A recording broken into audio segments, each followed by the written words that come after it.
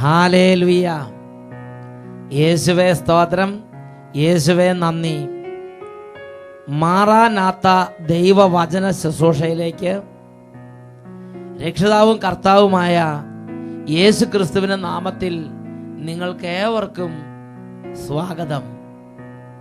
Price the Lord.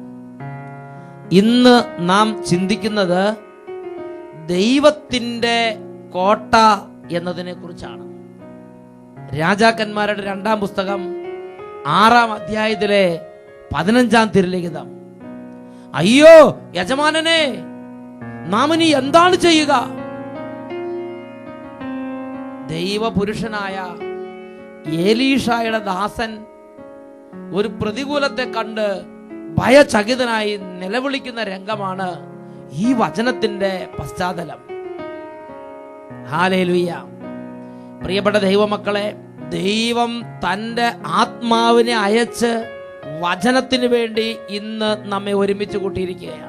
കഴിഞ്ഞ നാളുകളിൽ ദൈവജനം ഒരുമിച്ച് ചേർന്ന് വചനം കേട്ടപ്പോൾ അവരുടെ കുടുംബത്തിലുണ്ടായ അത്ഭുത വിടുതലിനെ കുറിച്ച് ഇവിടെ ലഭിച്ചുള്ള അനേക സാക്ഷ്യങ്ങളിൽ ഒരെണ്ണം നിങ്ങളുടെ ശ്രദ്ധയിലേക്ക് കൊണ്ടുവരാം. എൻ്റെ പേര് ജയ, വീട് എറണാകുളം, അധ്യാപികയായി ജോലി ചെയ്യുന്നു. ഞാനും എൻ്റെ ഭർത്താവും ഡിസംബർ മാസത്തിലെ ആദ്യ വെള്ളിയാഴ്ചയാണ് ആദ്യമായി അട്ടപ്പാടി സഗിയോൻ ധ്യാനകേന്ദ്രത്തിൽ എത്തുന്നത്. സാമ്പത്തികമായി ഞങ്ങൾ വളരെയധികം തകർന്നിരുന്നു.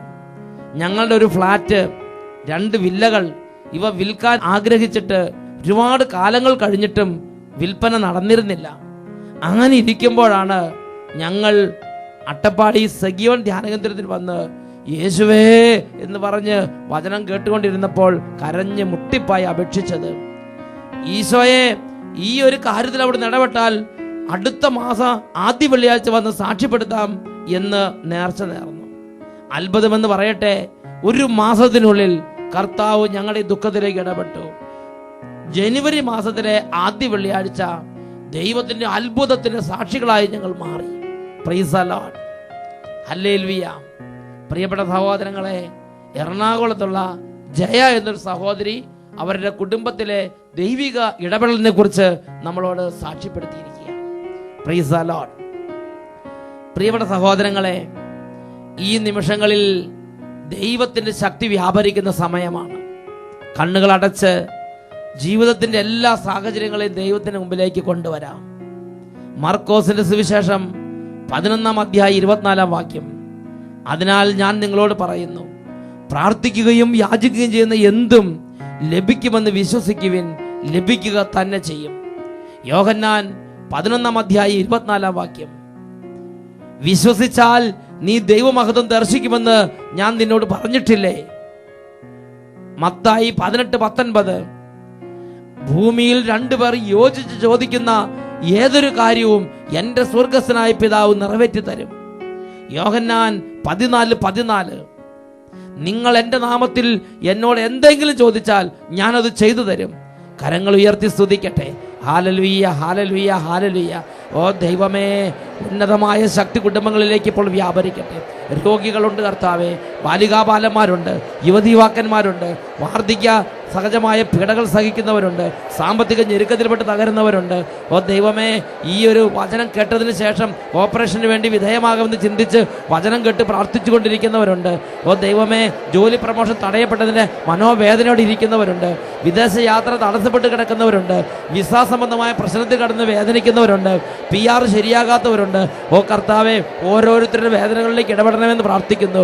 മക്കളുടെ ദുർനടപ്പോർത്ത് സങ്കടപ്പെടുന്ന മാതാപിതാക്കന്മാരും, പഠിക്കാൻ കഴിയുന്നില്ലല്ലോ എന്ന് വേദനിക്കുന്ന വിദ്യാർത്ഥിനികൾ, ഓരോ ദുഃഖത്തിലേക്കും യേശുവിന്റെ നാമത്തിന്റെ അത്ഭുത ശക്തി ഇപ്പോൾ വ്യാപരിക്കട്ടെ. മക്കളില്ലാത്ത കുടുംബങ്ങൾ, വിവാഹം നടക്കാൻ വേണ്ടി തടസ്സങ്ങൾ അനുഭവപ്പെടുന്ന കുടുംബങ്ങൾ, ഓരോ കുടുംബങ്ങളിലേക്കും യേശുവിന്റെ നാമത്തിൽ ഇപ്പോൾ അത്ഭുത ശക്തി വ്യാപരിക്കട്ടെ. തടസ്സങ്ങൾ യേശുനാമത്തിൽ വിട്ടുമാറിപ്പോകട്ടെ. Hallelujah, hallelujah. രോഗപീഠകളിലേക്ക് യേശുവിന്റെ നാമത്തിന്റെ അത്ഭുത സൗഖ്യം ഇപ്പോൾ വ്യാപരിച്ചുകൊണ്ടിരിക്കട്ടെ. കട്ടിലിൽ കിടക്കുന്നവർ, കസേരയിരിക്കുന്നവർ, എഴുന്നേൽക്കാൻ പറ്റാത്തവർ, തളർവാദം പിടിച്ചവർ, കണ്ട് കാഴ്ച പോയവർ, ചെവിയിലെ കേൾവിശക്തി മങ്ങിപ്പോയവർ യേശുനാമത്തിൽ സൗഖ്യം പ്രാപിക്കട്ടെ. Hallelujah, hallelujah. യേശുവേ ആരാധന, ആരാധന. യേശുവേ സ്തോത്രം, യേശുവേ നന്ദി, യേശുവേ സ്തോത്രം, യേശുവേ നന്ദി. ഹല്ലേലൂയ. യേശുവേ സ്തോത്രം, യേശുവേ നന്ദി. പ്രിയപ്പെട്ട ദൈവമക്കളെ, ദൈവത്തിൻ്റെ കോട്ട ഓരോ ദൈവ പൈതലിൻ്റെയും ചുറ്റിലും സ്വർഗം ഉയർത്തിയിരിക്കുന്ന ദൈവികമായ ഒരു സംരക്ഷണ മതിലുണ്ട് എന്നതിനെക്കുറിച്ചാണ് ഇന്ന് ഞാനും നിങ്ങൾ ഗ്രഹിക്കാൻ ദൈവത്തിൻ്റെ പരിശുദ്ധാത്മാവ് ആഗ്രഹിക്കുന്നത്. രാജാക്കന്മാരുടെ 2-ാമത്തെ പുസ്തകത്തിൽ 6-ാമത്തെ അധ്യായത്തിൽ ഒരു രംഗമുണ്ട്. ഒരു ദിവസം പ്രഭാതത്തിൽ ഏലീഷ പ്രവാചകന്റെ ദാസൻ എഴുന്നേറ്റ് പുറത്തേക്ക് വന്നപ്പോൾ അദ്ദേഹം ഭയചകിതനായി. എന്താണ് കാരണം? രാജാക്കന്മാർ 2-ാം പുസ്തകം 6-ാം അധ്യായം 15 മുതലുള്ള വാക്യങ്ങളിൽ ഇങ്ങനെയാണ് നാം അതിനെക്കുറിച്ച് വായിക്കുന്നത്. ദൈവപുരുഷന്റെ ദാസൻ അതിരാവിലെ എഴുന്നേറ്റ് പുറത്തു വന്നപ്പോൾ രഥങ്ങളും കുതിരകളുമായി സൈന്യം നഗരം വളഞ്ഞിരിക്കുന്നത് കണ്ടു. ശത്രുവിന്റെ സൈന്യം, സിറിയ സൈന്യം ഇതാ ഏലീഷായെ ബന്ധിക്കാനും പിടിച്ചു കെട്ടാനുമായി ഏലീഷ വസിച്ചിരുന്ന മലയുടെ ചുറ്റിനും ആ നഗരം മുഴുവനും ശത്രു സൈന്യം വന്ന് വളഞ്ഞിരിക്കുന്ന ഒരു കാഴ്ചയാണ് പ്രഭാതത്തിൽ എഴുന്നേറ്റപ്പോൾ ഏലീഷ എന്ന ദൈവപുരുഷന്റെ ദാസൻ കണ്ടത്. അദ്ദേഹം ഭയചകിതനായി. അദ്ദേഹം വാവിട്ട് നിലവിളിക്കുകയാണ്, അയ്യോ അയ്യോ ദൈവപുരുഷ, യജമാനനെ, നാം ഇനി എന്താണ് ചെയ്യുക? കാരണം അദ്ദേഹത്തിന് രക്ഷപ്പെടാൻ ഒരു വഴി കാണുന്നില്ല. അദ്ദേഹം ചിന്തിക്കുകയാണ്, അയ്യോ അകപ്പെട്ടു പോയി, ഇനി എന്തു ചെയ്യും? ഒരു വഴിയില്ലല്ലോ രക്ഷപ്പെടാൻ. ശത്രുവിന്റെ കരങ്ങളിൽ, ശത്രു സൈന്യത്തിന്റെ പിടിയിൽ ഇപ്പോൾ അകപ്പെട്ടു പോകുമല്ലോ. അദ്ദേഹം അരക്ഷിതാവസ്ഥയെ കടന്ന് വേദനിക്കുകയാണ്. അദ്ദേഹം കടന്ന് പരിഭ്രാന്തിപ്പെടുകയാണ്. അദ്ദേഹം കടന്ന് പടയ്ക്കുകയാണ്, നിലവിളിക്കുകയാണ്. പ്രിയപ്പെട്ട സഹോദരങ്ങളെ, ദൈവപുരുഷനായ ഏലീഷ യാതൊരു പരിഭ്രാന്തിയില്ലാതെ നിൽക്കുകയാണ്. അതിന് കാരണം ഏലീഷ പറയുന്നുണ്ട്. ഏലീഷ അദ്ദേഹത്തിന്റെ ദാസനോട് പറഞ്ഞു, ഭയപ്പെടണ്ട, ഭയചകിതനാകണ്ട. കാരണം അവരോട് കൂടെ ഉള്ളതിനേക്കാൾ കൂടുതൽ ആളുകൾ നമ്മുടെ കൂടെയുണ്ട്. ഈ ദൈവപുരുഷന്റെ ദാസൻ ചുറ്റും നോക്കി ഒരു മനുഷ്യനെയും കാണും, ശത്രു സൈന്യത്തെ മാത്രമേ കാണുന്നുള്ളൂ. അദ്ദേഹം വീണ്ടും ഭയപ്പെട്ട് ചാടുന്ന പടക്കുകയാണ്. ഉടനെ ദൈവപുരുഷന് മനസ്സലിഞ്ഞു.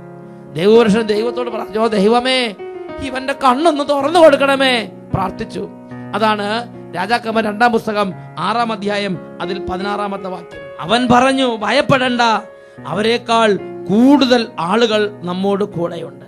അപ്പോൾ ഏലീഷ പ്രാർത്ഥിച്ചു, കർത്താവേ, ഇവന്റെ കണ്ണുകളെ തുറക്കണമേ, ഇവൻ കാണട്ടെ.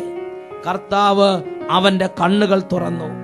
ഏലീഷായ്ക്ക് ചുറ്റും മല മുഴുവൻ ആഗ്നേയ രഥങ്ങളും കുതിരകളും കൊണ്ട് നിറഞ്ഞിരിക്കുന്നത് അവൻ കണ്ടു. ഏലീഷായ്ക്ക് ചുറ്റും മല ആഗ്നേയ രഥങ്ങളും കുതിരകളും കൊണ്ട് നിറഞ്ഞിരിക്കുന്നത് കണ്ടു. ഒരു വലിയ ശത്രു സൈന്യം, മല വളയാൻ തക്കവണ്ണമുള്ള നമ്പർ, ഒരു വലിയ വ്യൂഹം ശത്രു സൈന്യം വന്ന് വളഞ്ഞപ്പോൾ ഏലീഷ ഭയചകിതനാകാതെ നിൽക്കുകയാണ്. കാരണം എന്താണ്? ഒരു ആത്മീയ പരിജ്ഞാനം ഏലീഷായ്ക്കുണ്ടായിരുന്നു. അവരുടെ കൂടെ ഉള്ളതിനേക്കാൾ കൂടുതൽ ആളുകൾ നമ്മോട് കൂടെയുണ്ട്. ഹല്ലേലൂയ! ഇത് ദൈവവചനപ്രകാരമുള്ള വാഗ്ദത്തമാണ്. സങ്കീർത്തന പുസ്തകം 34-ാം അധ്യായത്തിലെ 7-ാമത്തെ തിരുലിഖിതം, കർത്താവിന്റെ ഭക്തർക്ക് ചുറ്റും കർത്താവിന്റെ ദൂതൻ പാളയമടിച്ച് അവരെ സംരക്ഷിക്കുന്നു.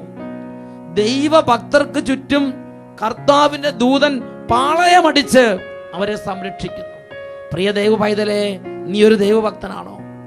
നീ കർത്താവിൻ്റെ ഒരു പൈതലാണോ?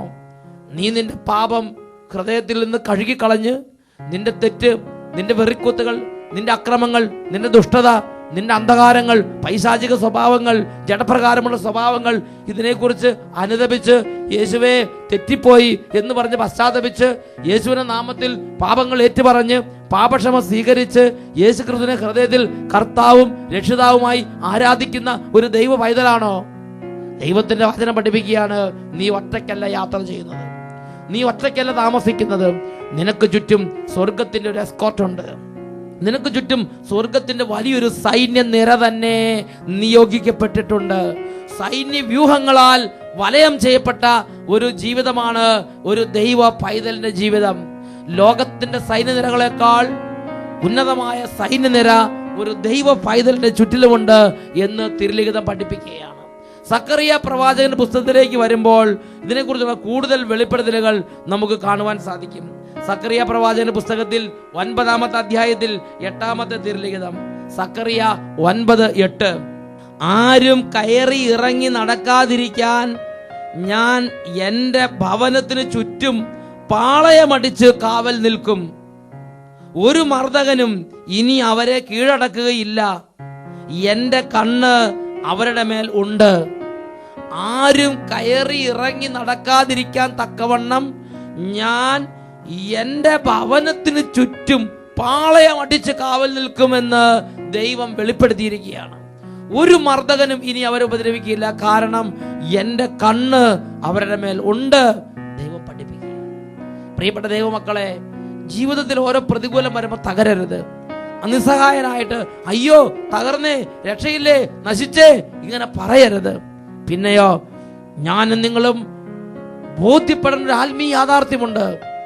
ദൈവത്തിന്റെ പൈതൽ എന്ന നിലയിൽ പാവം ഉപേക്ഷിച്ച് ദൈവത്തിലേക്ക് തിരിഞ്ഞ് രക്ഷയുടെ ഒരു പൈതൽ എന്ന നിലയിൽ എനിക്കും നിങ്ങൾക്കും സ്വർഗരാജ്യത്തിന്റെ ഒരു സൈന്യവ്യൂഹം തന്നെ ദൈവം എനിക്ക് ചുറ്റും കോട്ടയായി, ഒരു വലയമായി നിൽക്കുന്നുണ്ട് എന്ന് വചനം പഠിപ്പിക്കുകയാണ്.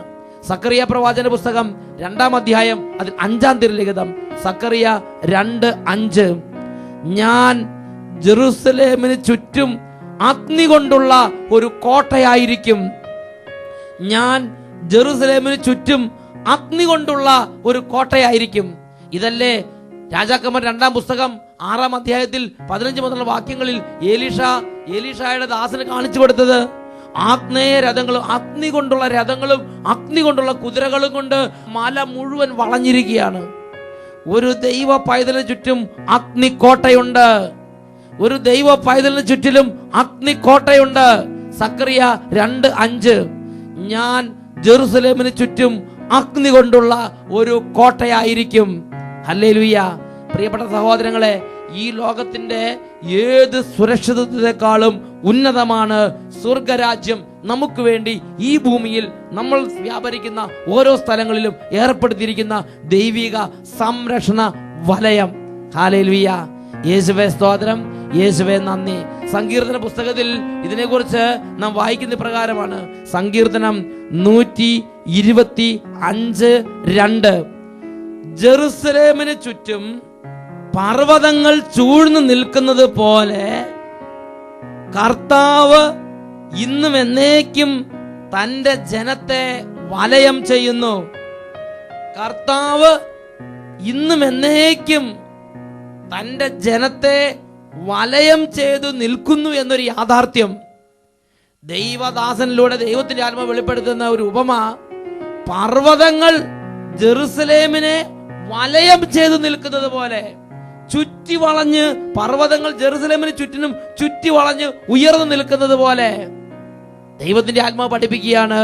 പർവ്വതങ്ങൾ ഉയർന്നു നിൽക്കുന്നത് പോലെ കർത്താവ് ഇന്നും എന്നേക്കും തന്റെ ജനത്തെ വലയം ചെയ്തു നിൽക്കുന്നു.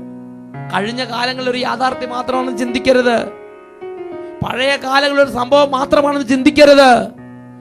ദൈവത്തിന്റെ ജനത്തോട് അലിവുണ്ട്. അവർക്ക് ചുറ്റിനും പാളയമടിച്ച് കാവൽ നിൽക്കണം ദൈവത്തിന് താല്പര്യമുണ്ട്. അതെന്തിനു വേണ്ടിയിട്ടാണ്? ശത്രുക്കളിൽ നിന്ന് സംരക്ഷിക്കാൻ വേണ്ടി തന്നെ. പുറപ്പാടിന്റെ പുസ്തകം 14-ാം അധ്യായത്തിൽ ഇത് വെളിപ്പെടുത്തുന്ന മറ്റൊരു രംഗം വിവരിക്കപ്പെട്ടിട്ടുണ്ട്. ദൈവത്തിന്റെ ജനം ഈജിപ്തിൽ നിന്ന് പുറപ്പെട്ട് ചെങ്കടലിന്റെ തീരത്ത് ഈജിപ്ഷ്യൻ സൈന്യത്തിന്റെയും ചെങ്കടലിന്റെ ഇടയിൽപ്പെട്ട് നിസ്സഹായരായി ഭയവിഹുലരായി കരയുന്ന ഒരു രംഗം. അങ്ങനെ ദൈവജനം കരഞ്ഞുകൊണ്ടിരിക്കുമ്പോൾ ദൈവത്തിന്റെ ജനത്തെ നശിപ്പിക്കാൻ വേണ്ടി ഈജിപ്ഷ്യൻ സൈന്യം അലറി അടുക്കുന്ന അലമാലകൾ പോലെ ദൈവജനത്തിന്റെ അടുത്തേക്ക് പാഞ്ഞു വന്നുകൊണ്ടിരിക്കുകയാണ്. അപ്പോൾ ദൈവം ഒരു വലിയ ഒരു സംഭവം, ഇടപെടല് അവർക്ക് വെളിപ്പെടുത്തി കൊടുക്കുകയാണ്.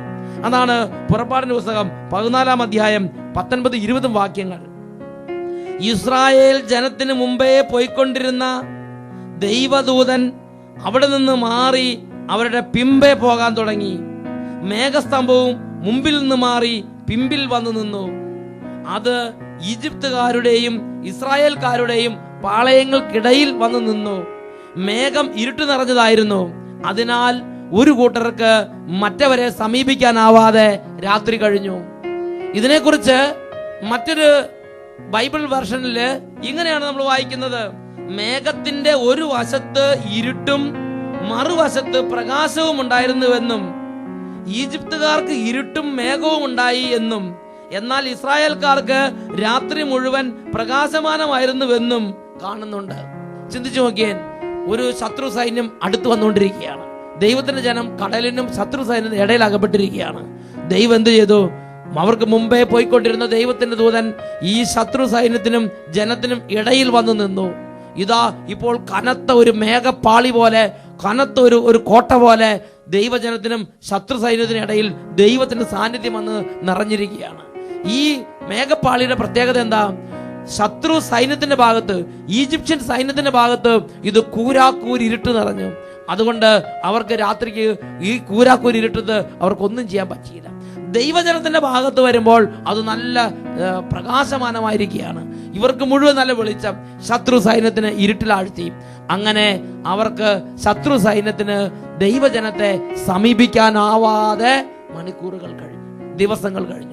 ആ സമയം മുഴുവൻ ദൈവം സംരക്ഷണ കോട്ടയായി ജനത്തിനും സൈന്യത്തിനും ഇടയിൽ നിന്ന് ഒന്നൊഴിയാതെ എല്ലാം ചെങ്കടല് കടന്ന് മരുഭൂമി കയറുന്നവരെ ഈ സംരക്ഷണ കോട്ട അവർക്ക് വേണ്ടി വ്യാപരിച്ചുകൊണ്ടിരുന്നു. ഈ ഒരു യാഥാർത്ഥ്യം എടുത്തിട്ട് 125 സങ്കീർത്തനത്തിൽ പറയുകയാണ്: പർവ്വതങ്ങൾ ജെറുസലേമിനെ ചൂഴ്ന്നു നിൽക്കുന്നത് പോലെ കർത്താവ് ഇന്നും എന്നേക്കും തന്റെ ജനത്തിന് ചുറ്റും ഒരു കോട്ടയായിരിക്കും. പഴയ കാലത്ത് മാത്രമല്ല, അന്ന് പ്രവർത്തിച്ചതുപോലെ തന്നെ ഇന്നും കർത്താവ് പ്രവർത്തിക്കും. എബ്രായ ലേഖനത്തിൽ 13-ാം അധ്യായത്തിൽ അതിൽ 5-ാമത്തെ തിരുലിഖിതം, എബ്രായ 13:5, ഞാൻ നിന്നെ ഒരു വിധത്തിലും അവഗണിക്കുകയോ ഉപേക്ഷിക്കുകയോ ഇല്ല എന്ന് കർത്താവ് വെളിപ്പെടുത്തുകയാണ്. ഞാൻ നിന്നെ ഒരു വിധത്തിലും അവഗണിക്കുകയോ ഉപേക്ഷിക്കുകയോ ഇല്ല. പ്രിയപ്പെട്ട ദൈവമക്കളെ, നമുക്ക് ചുറ്റിലും ഒരു വലിയ ദൈവിക കോട്ടയുണ്ട്. ദൈവദൂതന്മാരുടെ പാളയമുണ്ട്, സ്വർഗത്തിന്റെ അഗ്നി വലയമുണ്ട്. നാം ഒരു നിസ്സാര സാന്നിധ്യമല്ല. ഞാനും നിങ്ങളും ദൈവ പൈതലായി മാറുമ്പോൾ എന്റെയും നിങ്ങളുടെയും സാന്നിധ്യം ഒരു നിസ്സാര സാന്നിധ്യമല്ല. ഞാനും നിങ്ങൾ എവിടെയാണോ അവിടെ എനിക്കും നിങ്ങൾക്കും ഒരു അഗ്നിക്കോട്ടയുണ്ട്. സക്കറിയ പ്രവാചന പുസ്തകത്തിൽ പഠിപ്പിക്കുകയാണ്: എന്റെ ഭവനത്തിന് ചുറ്റും ഞാൻ പാളയമടിച്ച്, ഞാൻ കോട്ട കെട്ടി അതിന് ചുറ്റും കാവൽ നിൽക്കും. ദൈവം നേരിട്ട് വെളിപ്പെടുത്തിയിരിക്കുകയാണ്. അവിടെ ദൈവ സാന്നിധ്യമുണ്ട്. ദൈവ പൈതലുള്ളിടത്ത് ദൈവ സാന്നിധ്യമുണ്ട്. ദൈവ പൈതലുള്ളിടത്ത് ദൈവദൂതന്മാരുണ്ട്. ദൈവ പൈതലുള്ളിടത്ത് ദൈവത്തിന്റെ കോട്ടയുണ്ട്. ദൈവ പൈതലുള്ളിടത്ത് ദൈവത്തിന്റെ അത്ഭുതമുണ്ട്. കരങ്ങളെ ഉയർത്തട്ടെ. എല്ലാവരും കണ്ണുകളെ അടയ്ക്കുന്നു. ഒരു വലിയ ആഗ്രഹത്തോടെ എൻ്റെ അരികിലേക്ക് ദൈവിക സാന്നിധ്യം എനിക്ക് അനുഭവപ്പെടമാകണം. ഞാൻ ഭയചകിതനാകരുത്, ഞാൻ ദുർബലനാകരുത്. ജെറമിയായോട് കർത്താവ് പറഞ്ഞു, നീ ഭയപ്പെടരുത്. ഭയപ്പെട്ടാൽ അവരുടെ മുമ്പിൽ വെച്ച് ഞാൻ നിന്നെ പരിഭ്രാന്തനാക്കും. ഓ ദൈവമേ, ധൈര്യത്തിന്റെ അഭിഷേകം നിറയട്ടെ, ദൈവിക പ്രൊട്ടക്ഷന്റെ അഭിഷേകം നിറയട്ടെ. എനിക്ക് വേണ്ടി സ്വർഗം നിയോഗിച്ചിരിക്കുന്ന ദൈവിക പ്രൊട്ടക്ഷൻ, ദൈവികമായ കോട്ട, അഗ്നി വലയങ്ങൾ, ഓ ദൈവമേ, എൻ്റെ ജീവിതത്തിൽ എപ്പോഴും എനിക്കൊരു അനുഭവമായി മാറട്ടെ. Hallelujah, hallelujah. നിരാശയിലിരിക്കുന്നവർ, ഭയത്തിലിരിക്കുന്നവർ, സങ്കടത്തിലിരിക്കുന്നവർ ഇപ്പോൾ വിടുതൽ പ്രാപിക്കട്ടെ. നിരാശയുടെ കെട്ടുകൾ അഴിയട്ടെ, പേടിയുടെ കെട്ടുകൾ അഴിയട്ടെ, അത്ഭുത ധൈര്യത്തിന്റെ അഭിഷേകം നിറയട്ടെ. Hallelujah, hallelujah. യേശുവേ ആരാധന, ആരാധന. യേശുവേ ആരാധന, ആരാധന. യേശുവേ സ്തോത്രം, യേശുവേ നന്ദി, യേശുവേ സ്തോത്രം, യേശുവേ നന്ദി, യേശുവേ സ്തോത്രം, യേശുവേ ആരാധന.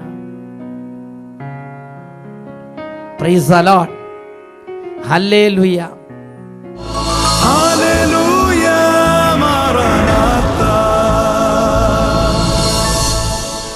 Come, Lord Jesus.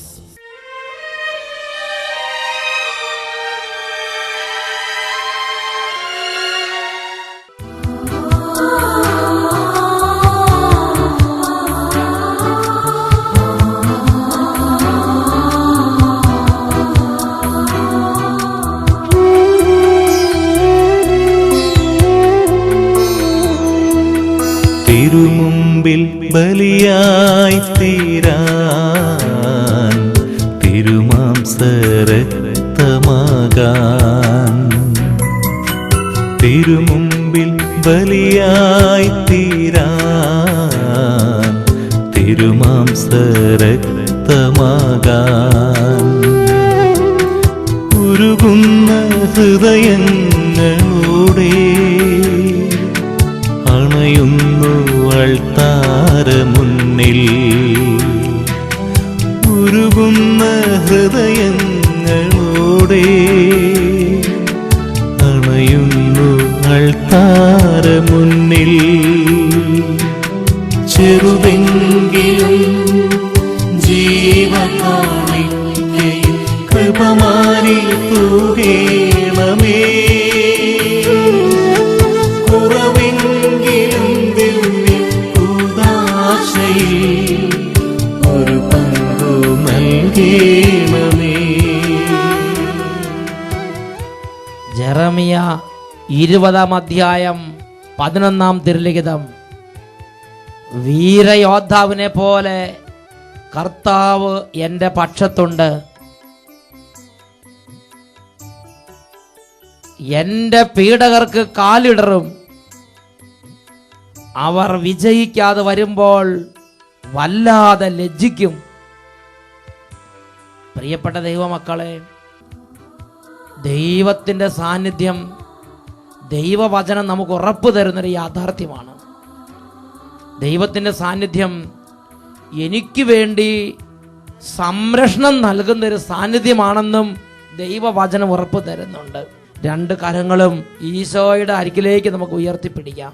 ഈ സമയം രോഗികളും തകർന്നവരും അവരുടെ ഓരോ അവസ്ഥകളിലേക്ക് ദൈവത്തിൻ്റെ അത്ഭുതകരമായ ശക്തി പ്രവാഹം ഉണ്ടാകാൻ വേണ്ടി ആഗ്രഹിക്കട്ടെ. Hallelujah, hallelujah, hallelujah. യേശുവേ, ആരാധന, ആരാധന.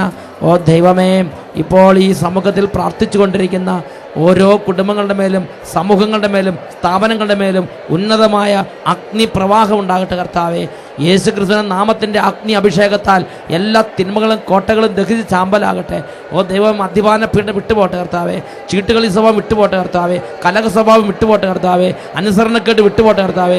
വാശിയും മാത്സര്യം വിട്ടുപോട്ടെ കർത്താവേ. ദമ്പതികൾ തമ്മിൽ കൊമ്പ് കുറക്കുന്ന സ്വഭാവം വിട്ടുപോട്ടെ കർത്താവേ. സ്നേഹം നിറയട്ടെ, സന്തോഷം നിറയട്ടെ, ആനന്ദം നിറയട്ടെ, കുടുംബത്തിൽ സമാധാനം ഉണ്ടാകട്ടെ, ഐക്യം ഉണ്ടാകട്ടെ, അഭിവൃദ്ധി ഉണ്ടാകട്ടെ. സാമ്പത്തിക മേഖലകളിലുള്ള എല്ലാ പരാജയങ്ങളും യേശുവിന്റെ നാമത്തിൽ ഇപ്പോൾ നീങ്ങി മാറി പോകട്ടെ. Hallelujah, hallelujah. യേശുവേ ആരാധന, യേശുവേ ആരാധന, യേശുവേ സ്തോത്രം, യേശുവേ യേശുവേ സ്തോത്രം, യേശുവേ. ചെറുതെങ്കിലും ജീവകാണിക്കയിൽ കൃപമാരി തൂകേണമേ. കുറവെങ്കിലും ദിവ്യ കൂദാശയിൽ ഒരു പങ്കു നൽകേണമേ.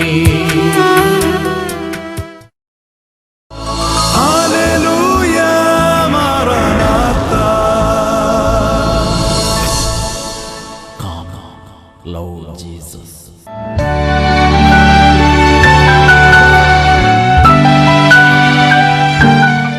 എൻ്റെ പേര് അനീഷ്. ഞാൻ കുമ്പളയിൽ നിന്ന് വരുന്നു. ഇങ്ങനെ ഈ അലർജി രോഗമായിട്ട് 5 വർഷമായിട്ട് വളരെയേറെ ബുദ്ധിമുട്ടി. അതായത് ഈ ദേഹം മുഴുവൻ ഇങ്ങനെ പുകയുന്ന ഒരവസ്ഥ. അത് കഴിഞ്ഞ് ഒന്നും ഒരു ഉത്സാഹത്തോടെ ചെയ്യാൻ പറ്റത്തില്ലായിരുന്നു.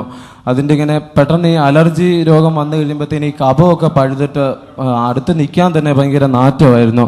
അതുപോലെ തന്നെ 2.5 വർഷമായിട്ട് നവജീവനി ശുശ്രൂഷ ചെയ്തതും ഈ അലർജി രോഗം വെച്ചായിരുന്നു. അവത്തിൽ നിന്നൊരു വിടുതൽ കിട്ടിയില്ലായിരുന്നു.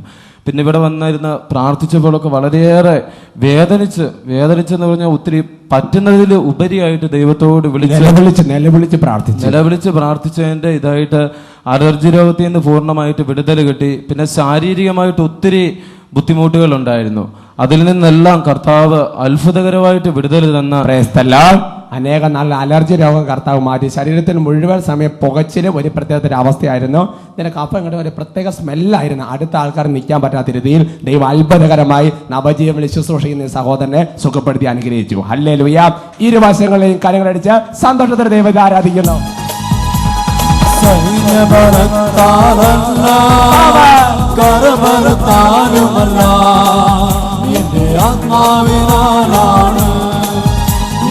ആത്മാവിനാലാണ്.